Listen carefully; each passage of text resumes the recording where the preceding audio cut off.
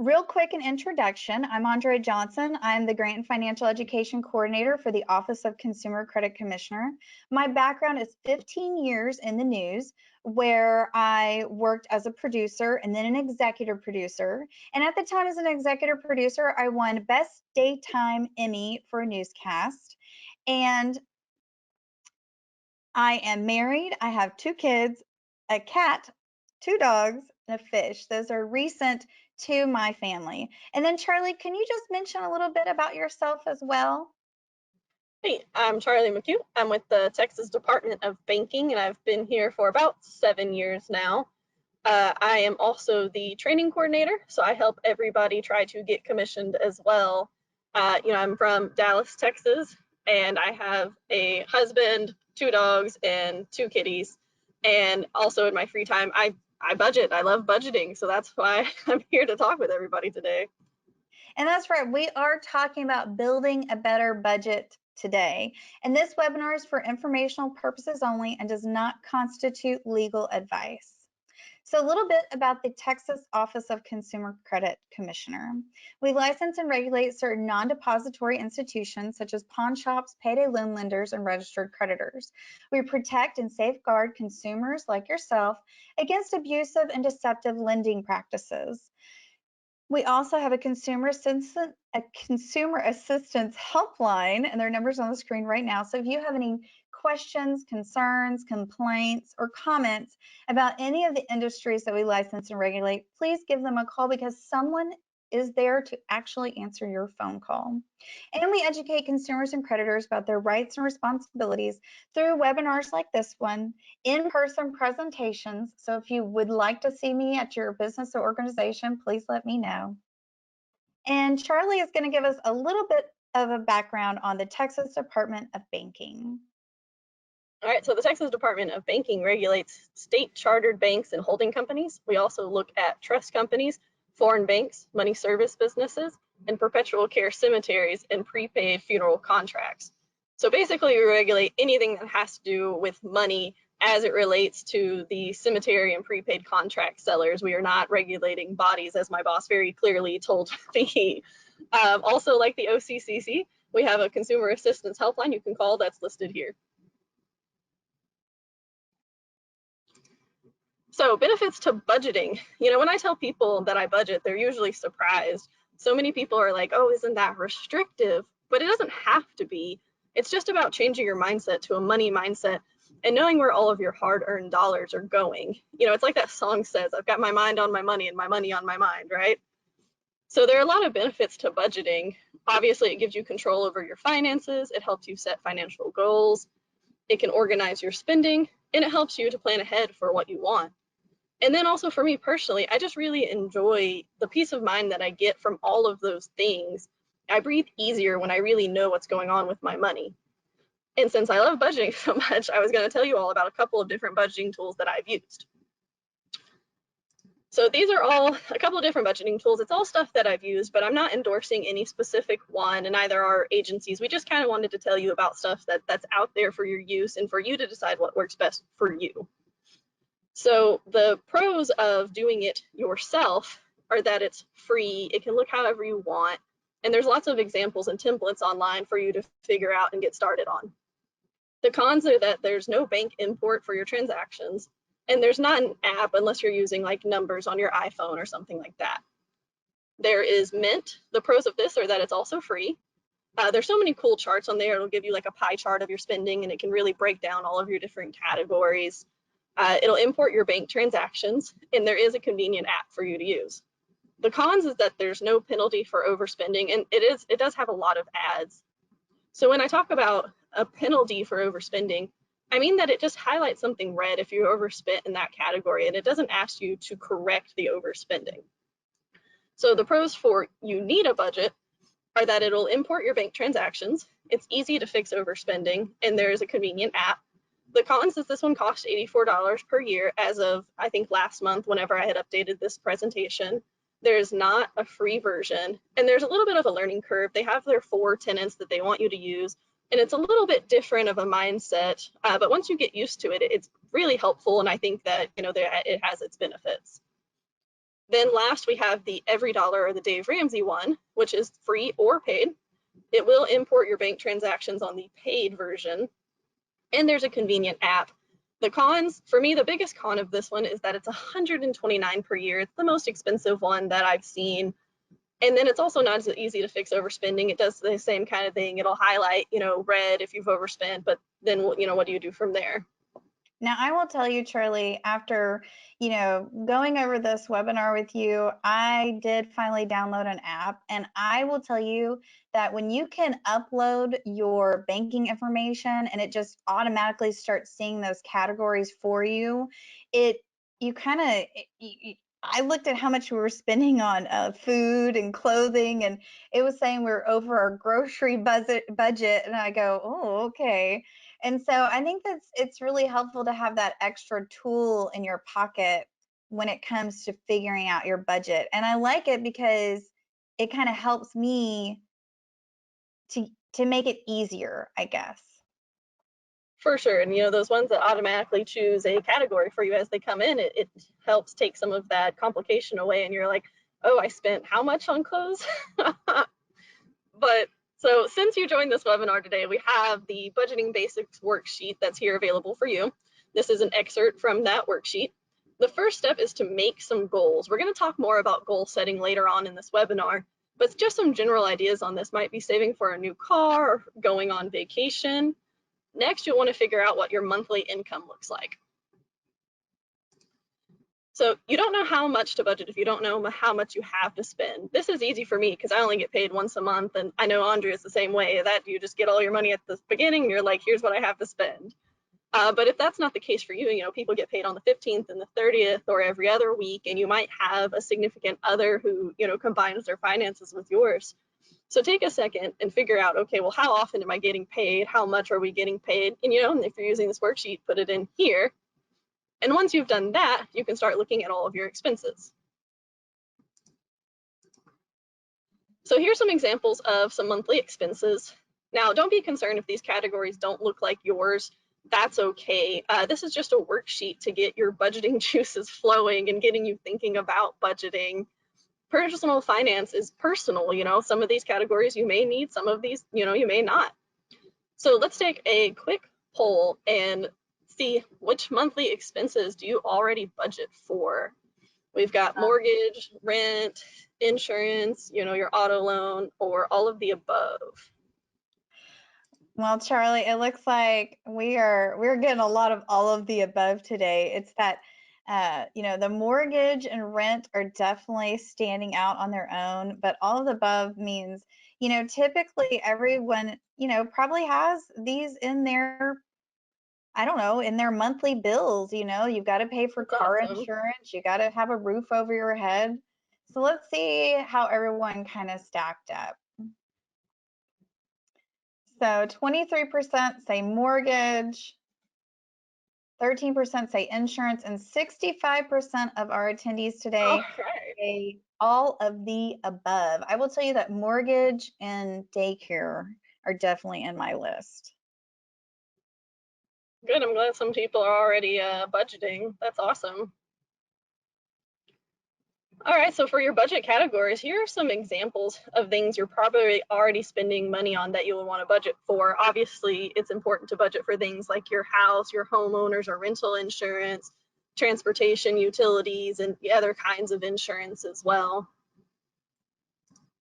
And then other items might include food, entertainment, personal spending, savings, charitable giving, any kind of miscellaneous spending on items you don't regularly buy or pay for. So hopefully you're thinking about, about your different spending categories, even if they might include some things that aren't listed here. So once I've got my categories. Well, you know what I was going to say, Charlie, and I just thought of this, is it's a hard time for me a lot to decide where my car registration fees go, because those happen, once a year.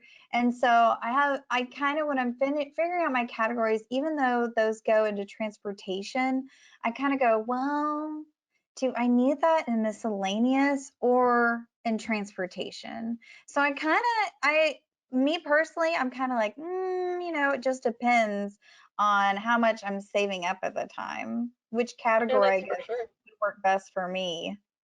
And categories can be as broad or specific as you like. I started for that reason, my car registration, I always, oh my gosh, how did it come up on that time again? Who knew that this was going to happen every year? So I actually made a car maintenance category, and that's where I put in, my registration and my inspection, and I make sure that I have it, saved up for in advance, and then that way it doesn't go into the transportation budget. So, there's a lot of different ways to set up your categories and make it work for you.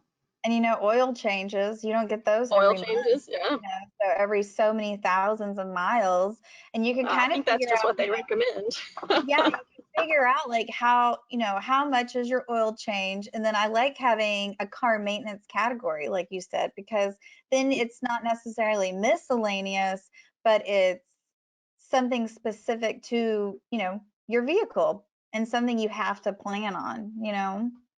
Definitely. So if we're trying to figure out, okay, well, how much do I put in each category? Some of them are pretty clear, like registration doesn't change a lot year over year. But what you're going to want to do is you're going to want to gather and review all of your receipts, credit card, and bank statements, because it's going to be easier to build a budget if you're tracking this spending before diving right in. And it'll help you make your budget more realistic to your real spending also. You might be surprised to figure out where you're spending your money. Andrea was talking about whenever all those transactions were coming in, she saw she was spending on clothes. That was very eye-opening for me when I started budgeting. I was spending quite a bit on clothes, but I still had nothing to wear, which was, strange for me. From there, you can start looking at your fixed expenses. So your monthly fixed bills are anything that doesn't change on a monthly basis, like your mortgage, your rent, car payment, insurance, student loans, if you have those. And how much you need to budget for fixed expenses are easy. Like I said, they're not changing every month. Don't forget that this can also include any of your subscription type services like streaming, gym membership. And then from there, all the fixed ones, you've got those figured out. So now we're going to move on to variable spending.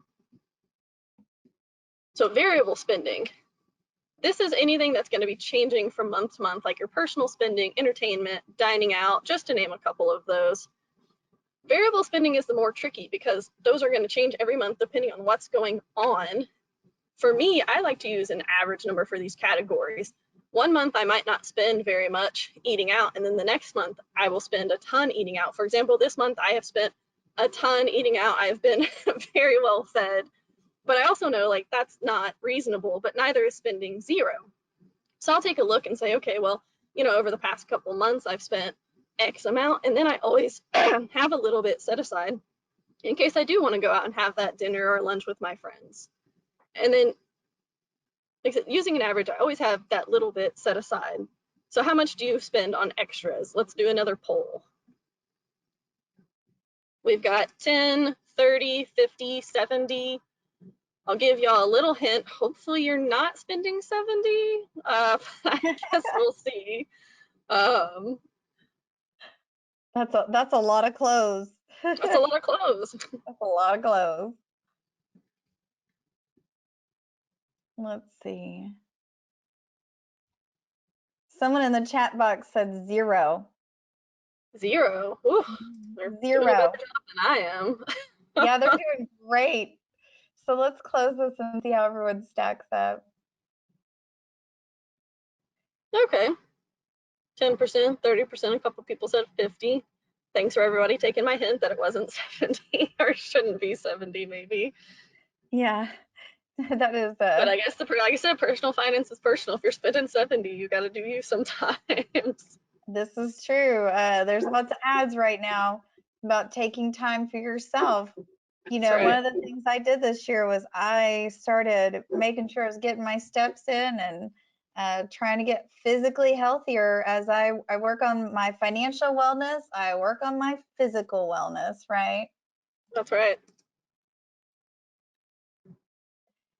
So when it comes to budgeting, we've talked about categories, we talked about different apps. What about different strategies? So there's budgeting percentages, the 50-20-30, the 80-20, and zero-based budgeting. And I will tell you, I probably am definitely a zero-based budgeter myself. And that's mostly because I need to know where every little cent is going and why it's going there. So here is an idea of what budgeting percentages should look like. So housing, 25 to 30%, transportation, 10 to 15%, utilities, insurance, food, all of those on that side of the screen are going to be your necessities, right? These are things and these are categories and these are areas, however you want to say it, that you're going to need. You're going to make sure they're taken care of. Now, on the other side of the screen, you see entertainment, miscellaneous, personal spending, savings, giving. These are the categories that when something needs to budge to cover a necessity, these are the ones that are going to get hit. Entertainment, miscellaneous, personal spending. Those are the ones that should change. So what about the 50-30-20? This technique splits your take-home pay into 50% for needs, 30% for wants, and 20% for savings and debt repayment. So your needs, of course, mortgage, rent, car payment, groceries, food is a need, insurance, healthcare, minimum debt repayment, and utilities, minimum debt payment. That falls into a needs. So your wants, dinners, movies, a new purse, tickets to an event, things of that nature, savings, an emergency fund. Someone shared with me this year that they were able to save finally $1,000 for an emergency savings account. And that is a big step towards financial wellness and, really moving forward and having just a little extra there. So that's one of the little things you can do to really help you out. So what And about I think, sorry, I think one of the important distinctions too is you were mentioning needs, groceries, wants, dinner out, and there's definitely a distinction there. Obviously, I didn't abide by that this month, but groceries, you have to feed yourself, you have to eat. But does it have to be at, Saltgrass or sushi? No, not necessarily. I had a moment this month where I looked in the freezer, I looked in the fridge, I looked in the pantry, and we need groceries. But then I really looked and I go, can we just eat everything in the house before I have to go buy groceries? Because I'm tired of grocery shopping. Oh I'm yeah. tired of throwing stuff away because it's out of expiration because we shoved it in the back of the pantry and we don't remember. So, what can we do?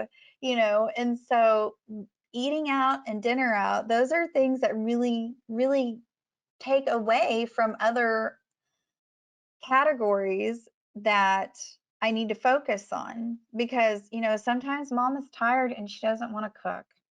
But another budget ratio technique is the 80-20. So this is 20% for savings and debt and 80% for everything else.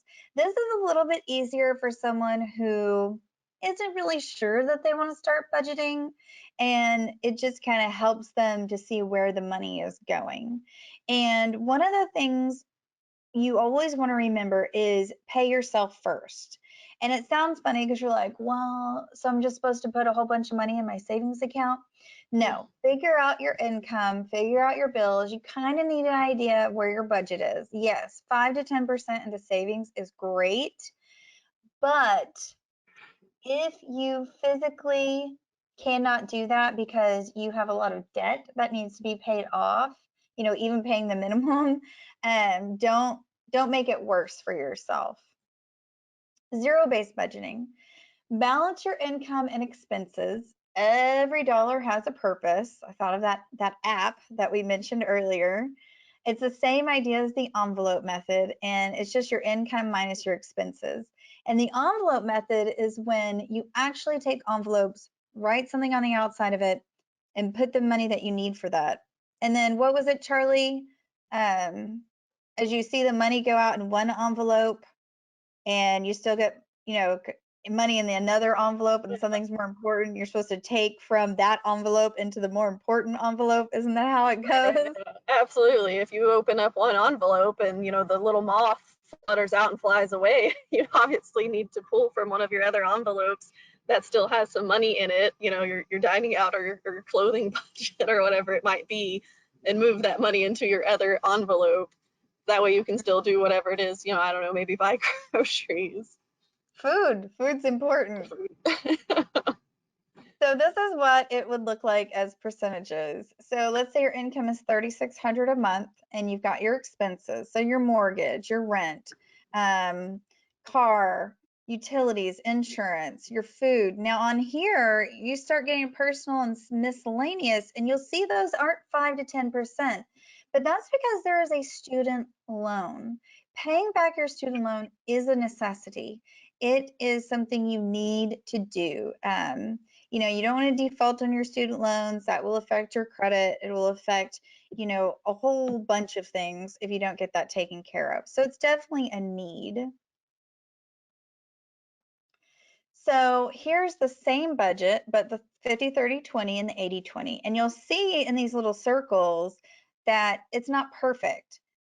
These percentages here, that's not a perfect 50. It's not a perfect 30. It's not a perfect 20. So like Charlie mentioned earlier, it's personal finance. It's your personal budget. So personally, it's going to be different for each of you. And you have to remember that. Right, and it's important to not stress about getting those categories exactly right, because you'll spend so much time doing all of those categories that you're not going to want to budget. You're going to, this is terrible, and no, I didn't get 25%. I'm terrible at this. I don't want to do this anymore. Don't be so meticulous that it's discouraging you from continuing, for sure. That is true. So if your after-tax pay isn't enough to cover all of your expenses, then you need to adjust your categories. And what does that mean? It means just what that chart showed you. It showed you that the miscellaneous had to come down, the personal spending had to come down because we had to cover a student loan payment. And remember, any expenses you pay less frequently, like annual tax payments, car registration. I really like the fact that Charlie has a car maintenance category, because does your oil changes and your car registration go under miscellaneous, or does it go under transportation?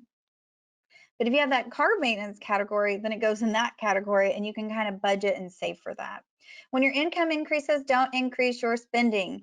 I like to suggest maybe having an extra savings account. So if you get a promotion and it comes with a raise, or you get a new job and you get more money, set up an account so you never see that money, out of sight, out of mind, right? Pay off debt and save the extra money. So as you're paying off that debt, don't turn around and go shopping. Turn around and put that towards other debt, or put that into an account to save it. Prevent late payments. Someone recently told me that they have $32 in an overdraft fee. So I am not going to pay my bank $32 just to have my $32. And that's one of the things that I think of with late payments. Well, it's the same thing. So let's say your credit card, your phone, your mortgage, you'll notice on a mortgage statement, it says pay by this date, after this date, and you notice that the amount goes up. Well, the amount goes up because they're charging you for being late. And those payments just keep happening. One late payment becomes 2, becomes 3, becomes 4. And you don't want that to happen. Save for emergencies and pay more than the minimum on credit cards and loans. And we're going to talk about minimums and maximums and all those things when it comes to debt repayment. So what is the debt snowball? This is paying the minimum payment on everything, and anything else goes to the smallest balance. So anything extra goes to the smallest balance. So let's say you've got a couple cards. One is $200 and one is $1,000. But that one with $1,000 have a really high interest rate, doesn't really matter at this point. What you're going to do is pay the minimum on the one that's 1,000, and you're going to really tackle that little tiny $200 balance. A lot of people need that immediate, sign that says, oh, that looks good, I paid that off. That, what is it, immediate gratification? Instant gratification. Yeah, it looks great whenever you're going through and you just say, okay, I paid off the one with the smallest balance. Like, what's next? Let's go. Yes. So speaking of what's next, the debt avalanche. That's paying the minimum payment on everything, and anything anything extra goes to the highest interest rate. So it doesn't matter what the balance is. It's if one card has a little cute, nice, 10% interest rate, which that's unheard of, and another one has 25.9%, go after that bad boy, because that is the one that's going to be hitting you every month with interest charges the most. If you are almost maxed out on a credit card with an interest rate on that, guess what? You could be charged that interest charge, then it pushes you over your limit, then you will be charged an over the limit fee. And so Don't want that that can happen. become, yeah, that can be real painful. If you can, consolidate credit cards. So consider balance transfers though when you do this. I've gotten a lot of offers recently for new credit cards, and it says, balance transfer 0% for 14 months. If you cannot get the balance paid off within those 14 months, and you're going to be in the same situation, balance transfers may not be the best solution at that point. So really think about how much you're transferring. If you haven't already stopped using credit cards to finance your living expenses, you need to stop doing that. And you got to figure out where it is. If it's happening every month, you need to figure out why it's happening every month. There's all kinds of different things that you need to be looking at. Allocate extra money to debt repayment. Now, for some, they're going, oh, well, I already work a full-time job. I don't know if I can do this. I don't know if I want to do this. And, sometimes though, it's going to be feasible, especially if you're focusing on paying off one specific debt at a time and just allocating that money to that certain debt, get it paid off, move on, and get a different one. So what about increasing your income? Check your paycheck for deductions. Do you have optional deductions you could eliminate? Are your tax withholdings appropriate? Make sure it's not too much, not too little, because you don't want to be stuck with an IRS bill the next year. Are all members of your household chipping in? And I'm not saying, if little Johnny has a part-time job, you should be taking his entire paycheck. But he could pay for pizza on a Friday night, or give you 20 bucks for groceries, maybe 20 bucks for the electric bill, just something. And then also, especially if you're working with a teenager or a young adult, that's helping to teach them, money management. That's helping them to learn about budgeting, because they have to learn to set aside that money to help every month, and it makes them more responsible. Do you have a talent for increasing income, like sewing or crafting or bookkeeping? I sew, I craft, I belong to a lot of stitch groups, and a lot of people on there are making wallets and purses. And I know of someone who has a big thing like a craft show coming up, because craft shows are now happening again. Do you qualify for government benefits? Yeah, they're happening again. Do That's you great. qualify for government benefits? That's something you should look into. That's something you can, make sure you're just checking online. There's things out there for single moms, single dads, single income families, veterans, retirees, teachers, women. There's all kinds of different benefits out there that could be specific to you. Can you get a part-time job? I know that Charlie, for instance, she specifically got a part-time job at one point to pay off one of her debts.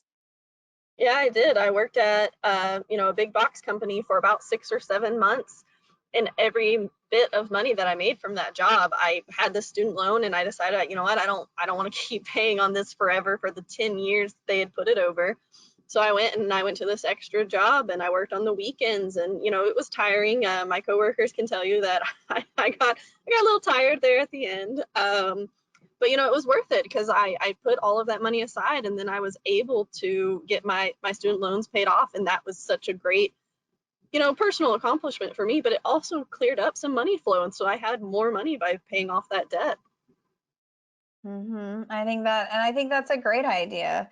So, we talked about increasing your income. What about decreasing your expenses? I will tell you the first one on this list, grocery shop alone, curbside or delivery. I will spend a fortune more if I take my 4-year-old with me or my 40-year-old with me because they both find things that they want to put in the shopping cart. And I'm like, no, like I sent you, my husband, I sent you across the store to get bread. Why are you coming back with arms loaded full of stuff? So shopping alone, I'm more likely to stick to my, my grocery list, make a grocery list. Curbside Mhm. or delivery, you're not walking all over the store picking up things you didn't need. Carry your lunch to work so you're not eating out. I did not do that recently, and I regretted it. For one, I was starving, and for two, I had to actually go out in the Texas heat to find something to eat. Entertain at home. So have friends over. It's a lot cheaper that way. You're not paying, gratuity for your check. You're not paying $15 for your meal and then $15 for your spouse and, however much your kids are going to eat. You're not paying that. You're just at home. Shop at the end of the season. I have a mom friend who every year she stockpiles gifts. She has a large extended family and she puts away things and shops in June and July. There's several big box retailers that in July they do Black Friday in July, and it's almost a secret. I could not find what she was talking about online. I physically had to go in the store to see these prices. Carpool when you can. If you or someone in your neighborhood works in the same area, works in the same building, works at the same place, see if they want to carpool. Reduce your spending categories that are not necessities. One of the big things on this for me was cable. When we moved in 2017, I broke up with cable. We put in digital antennas and we do streaming services only. Um, because that, $89 introductory plan for 3 months or a year or however long it was became $220 a month for stuff I Crazy. wasn't watching. Yeah, like what is that? So me and Cable, we broke up a long time ago and we are not getting back together. So one of the things you need to do when you are budgeting, when you are working on your financial wellness, your mental health, your physical health, all of these things, they all kind of get tied into um, your finances and your financial picture because it can cause a lot of emotional and mental stress, maybe lead to emotional shopping, maybe lead to not making the right choices with your food. But one choice you have is to check your credit. The three credit reporting bureaus, Experian, TransUnion, Equifax, are all letting us check our credit for free once a week every year through April 2022. They do not make credit lending decisions. They only maintain and compile your credit information into a report. And if something is incorrect, you need to dispute it and get it taken care of. Because guess what? Maybe you're paying something in your budget that you're not supposed to be paying anymore. I I had this happen recently actually. On my budget, I had a medical bill and I had a direct deposit, had it directly taken out every month. And in July, I believe it didn't come out. And I was like, what is going on? I do not want this to affect my credit. How many payments can I miss before, what's going to happen to me? And so it turned out it didn't exist anymore. And then my credit score went up. Hmm. My credit report looks good because it's showing those things that are being taken care of. And so check your credit. It does not affect your credit score. That is a myth that I've heard a lot. It does not affect your credit score, so check it. And let's ask another question before we wrap up today. Do you have any financial goals? Yes, no, or you haven't thought about it? Charlie, do you have any financial goals? Yeah, I do. Hopefully next year my husband will be graduating. I'm going to be turning 30. And then it's also going to be our 10-year dating anniversary.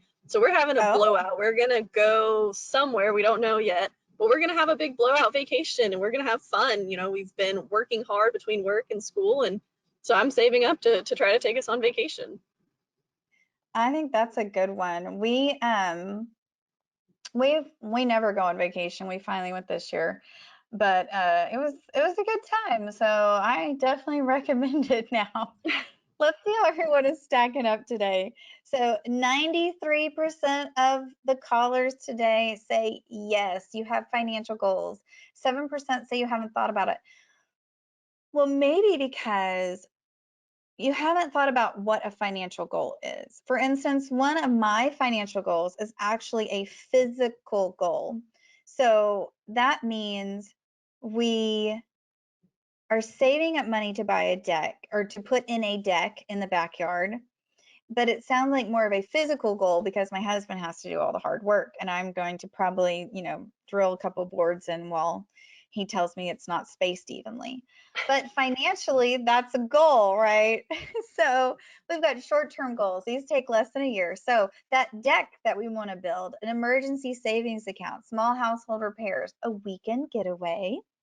Intermediate goals take 1 to 4 years. That includes a down payment on a vehicle, extended vacation, major home repairs. Maybe you want to add an addition or, with that deck, you want to do multi levels with a ceiling fan and a hot tub and, a nice awning and patio. That sounds lovely. Long-term Doesn't it? goals take 4 years or longer, like a down payment on a house, maybe buying a boat or retirement. So building a better budget helps you achieve your financial goals because in your budget, you're going to actually put your goals in there, right? You're going to have another little sheet. You have your budget, and you go, ooh, and then you'll notice that budgeting worksheet, which is a handout today, that budgeting worksheet lists your goals because you don't want to get bogged down. You don't want to sit there and watch every penny go out right as it comes in and say, woe is me. You want to have a goal. How do you achieve these financial goals though? You write them down. You make them visible. One of the things, Charlie, I know you mentioned when you had that part-time job just to pay off your student loan. What was it that you did? It was a good visual. I like it. Yeah, I had in my cube here, you can see my beautifully decorated cube. I had to take some stuff down to be appropriate for all my friends today. But I used to have a little thermometer up, and every time I made a payment, I would color some in, and I colored some in, and then whenever I got to the top, you could see, okay, awesome, like this debt is paid off. And then we had a little mini celebration because it was paid off. We went out and had a dinner that night. It was great. It was a great feeling. But every day when I came into my cube, I could see it on the wall, and it was great motivation to get to color in my little lines. And see, I really like that. I like the visual, and filling it up. Yes, we're seeing the money go out, but you're filling the bucket of, financial wellness, financial health, getting on a firm financial footing by paying off that debt. So how much is it going to cost you? That's part of your financial goals, not just the money. I mentioned a deck. Financially, we're both going to have to set stuff aside and save money.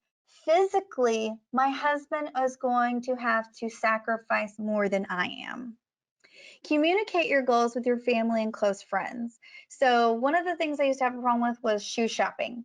And people I shopped with knew this. So if we went somewhere and there was a shoe store, we would avoid shoe stores at all costs because they knew I was weak and they knew I didn't need 500 pairs of shoes. Establish a timeline with your financial goals. If you want to save $1,000 for a car down payment over the next 18 months, that's roughly $56 a month. $56 in my house is not eating out 1.5 times a month. We are a family of 4, and the children are only getting bigger. So that is 1.5 times a month. You can cut that back. It's like, you always hear people say cutting out the coffee break. If you buy coffee, at a fancy coffee shop every single day, knock it down to 3 days a week. Take that money. I would say take that money and be visual with it. Still take that money out of an account and put it in something, like a pretty vase, maybe a glass jar, something that you could physically see. You could even make your little thermostat and put a little pocket in it. And every time you don't get coffee, put the money in the little pocket. You know, you physically see the money add up. Be flexible and keep your eye on the prize. This kind of goes along also with don't be too hard on yourself. What does this mean? Yes, you have a goal. Yes, you're working towards that goal. You are budgeting for that goal. You are checking your credit. You're doing all the things that you should be doing. But be flexible. So if you have a setback, you know, we have a senior dog in my house and he needed medical care. What did that do? That cut into the budget. That cut into the emergency savings. Um, but that's, you know, we expected him to have a bill, but we didn't expect his bill to be that high. But you know what? We're just going to move forward and love on him more and start working on that savings account again, right? Right.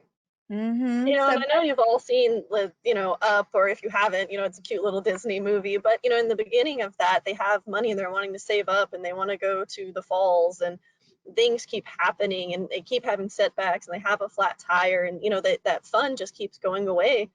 But, be flexible, keep saving, keep your eye on the prize. But also, sometimes just life happens. Sometimes you just got to pick yourself up, brush off and keep chugging along because you want that deck or you want to go on vacation. So, keep at it. and before we wrap up, I just want to share that someone in the chat box said that their financial goals include not live payday to payday. That's Yeah, a good that's one. awesome. Work or have to work more than one job to pay the bills. And I would say those are probably goals for a lot of Americans right now. You know, not living paycheck to paycheck, not, you know, feeling the need to work more than one job to either get out of debt or save money. Because you also, you know, we talked about saving time for yourself. So building up that savings account, working on your finances, you're building time and building space for you. So budgeting can help you do more than figure out your bills if you think about it. It helps you save for what you want. It eases the impulse to cash crunch every month. You know, if you are running up, you know, Charlie and I, we're running towards the beginning of a new month and we're in that last week. So we might be down to our last few dollars before we get paid on the first because we work for the state. One of the things budgeting can do, it can heal your credit score. Why? Because you're budgeting in your debt repayment. And as you get your debts paid off, your credit score goes up. Your credit history increases. Your debt to income ratio goes down. So you are working on your credit, and it also will give you consumer confidence. I will tell you that when we bought a new car last year and we walk into a car dealership, I'm very confident that I'm going to get the price I want and the interest rate that I want because I have great credit and you can't mess with me, right? Right. Maybe it saves you time and it saves you stress. You know, if you were not working those two jobs or three jobs, or not living paycheck to paycheck, it's less stressful. It helps you take control of your finances because a budget is another physical way to see where your money is going. And it also helps you set and achieve financial goals and really think about what those goals are. And, you know, really think about what your financial goals are. We want to say thank you for attending today's webinar, and you can contact financial-education at occ.texas.gov or financial.education at dob.texas.gov if you want to request a presentation for your business or organization.